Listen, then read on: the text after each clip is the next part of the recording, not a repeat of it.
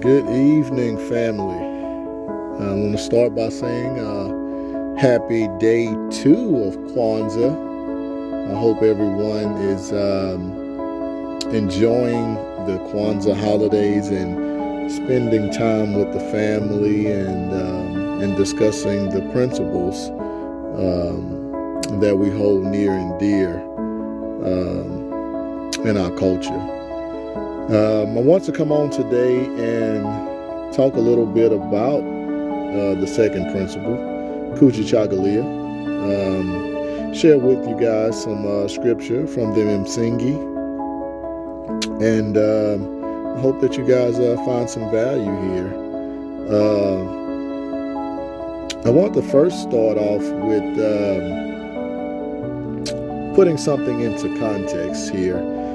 We know that Kujichagulia means self-determination, and I just wanted to ensure that we are staying within the context of the Nguzo Saba and understanding what the self-determination is in reference to. So what we want to make sure is that we aren't forgetting that the principles go in order and that they are in order for a specific reason.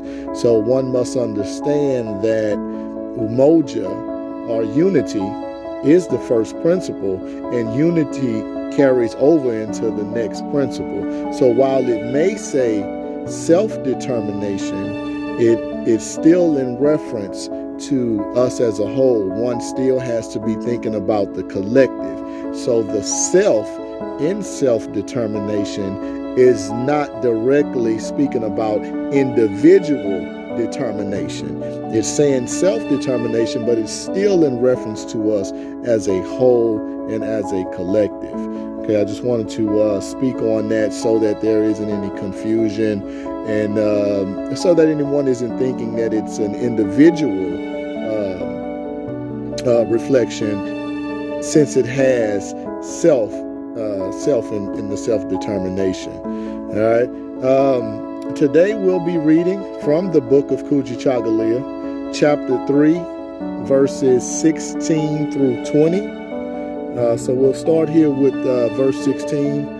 Afrocentricity as the core and fundamental quality of our self-determination reaffirms our right and responsibility to exist as a people, to speak our own special truth to the world, and to make our contribution to the forward flow of human history. To do the opposite is immoral. To do less is dishonorable and ultimately self-destructive. And let's take a look here, starting here with verse 16, saying that Afrocentricity as the core and fundamental quality of our self-determination, basically saying that we should be able to see ourselves, create ourselves, speak ourselves through an Afrocentric lens, not a lens of someone else. We should be able to, like I say, speak ourselves and create ourselves through that lens, and that should be the core and fundamental quality of our self-determination. So Afrocentricity, we should definitely want to explore and see and create for the world through our lens. Scripture goes on to say to reaffirm our right and responsibility to exist as a people. Now, you may have heard, with great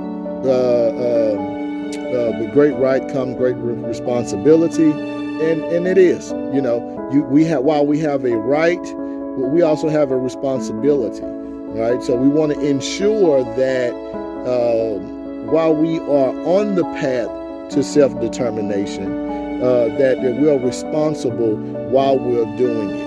Okay, to speak our own special truth to the world. We have to make our voices heard. They have to understand, the world has to know that when we speak, we are speaking from and through our cultural lens and through our eyes, and that our words have value, power, and that they demand respect. Okay, so when we speak in our own special truth to the world, not someone else's version of our truth, we definitely want to make sure that that's what's coming from us.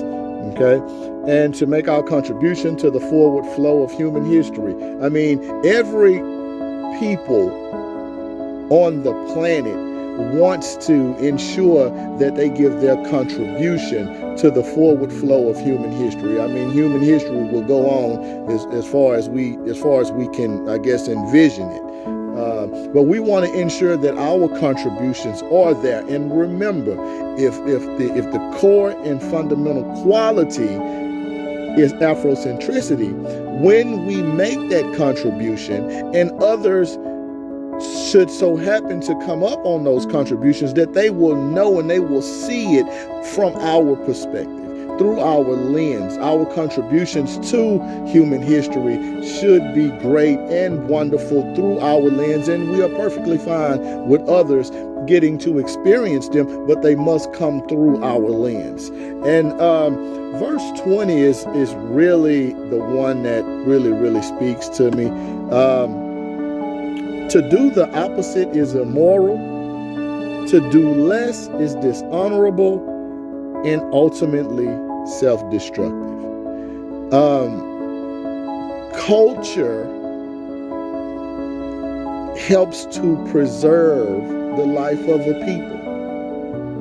The contributions that they make, remember again, these contributions are coming through your lens, through our lens. So when we speak, when we create things, when we speak, when we name, all of these things come through our lens. And again, remember that culture is what ensures that a people's existence remains, even after they're gone. So when the scripture says ultimately self-destructive, when we don't create through our lens, when we don't speak our own special truth to the world, when we don't make our contribution to the forward flow of human history, eventually there will be no human history for our people. That is why it is ultimately self-destructive. We have to ensure that when we speak for ourselves and create for ourselves, that we are doing it through our lens, so that we don't wind up in self-destruction. Dishonorable. Why would we want to create outside of who we are? We want to pay reverence to our culture. We love our culture. We do not want to dishonor our culture now, and we don't want to leave dishonorable creatives in the future. Verse 20 is very important. We want to make sure that while we are on the path to sit through self-determination, that it is seen through our lens, that we are doing it through our lens.